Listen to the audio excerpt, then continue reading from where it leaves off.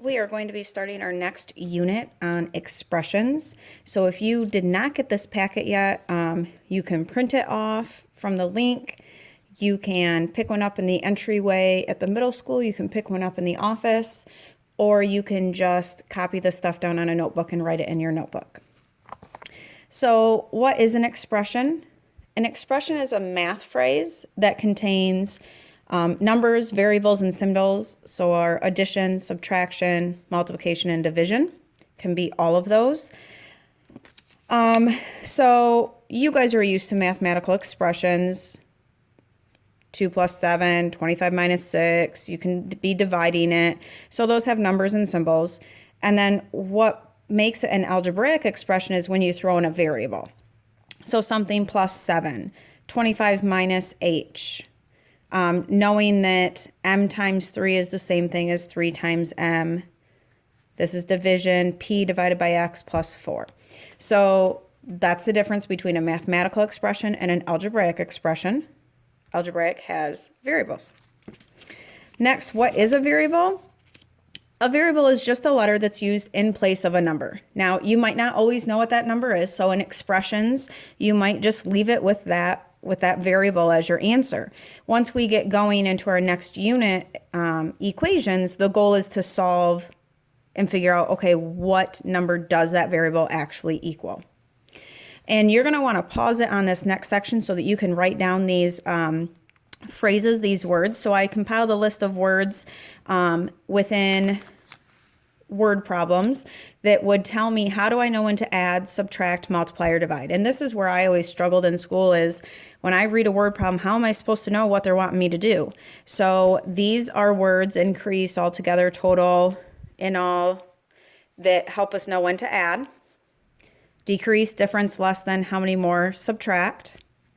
Product, double, triple, per, every, and each.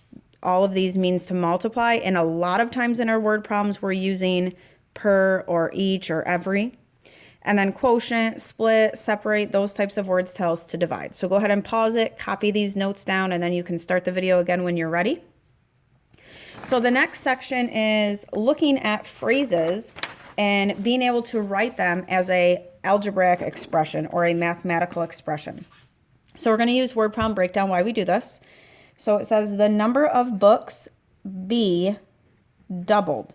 So that means I'm going to have to double B. And doubling something means that you're multiplying it by 2.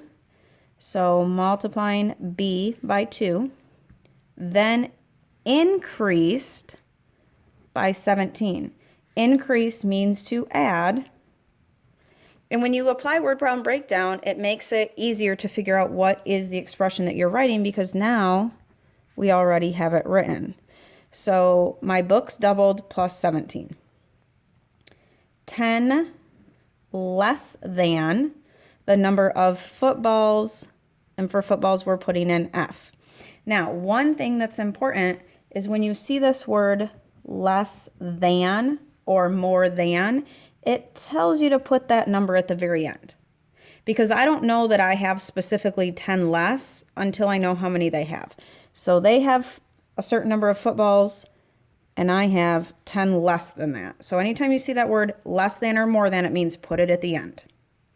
If you want to write these phrases down or practice these phrases and then restart the video to see if you got them right, that would be a great way to practice these.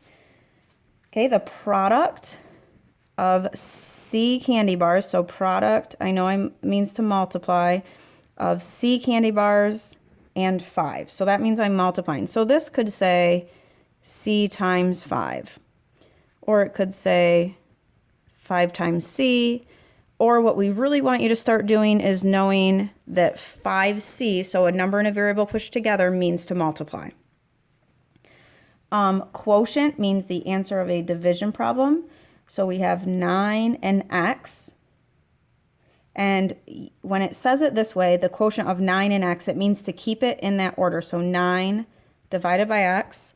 And then we have decreased, means to subtract, decreased by j. So we have 9 divided by x minus j. And again, this is just practicing some word problem breakdown, picking out our clue words that tell us what type of operation we're doing. So we have $80 per hour. So remember, this per hour means every hour, each hour. So that tells me I'm going to multiply. So we are doing 80 per hour, or 80 times H. Again, trying to get used to knowing that without an operation in between a number and a variable, you know it means to multiply. Difference means to subtract the difference of x and y. So I'm just going to keep it in the order they are, x minus y.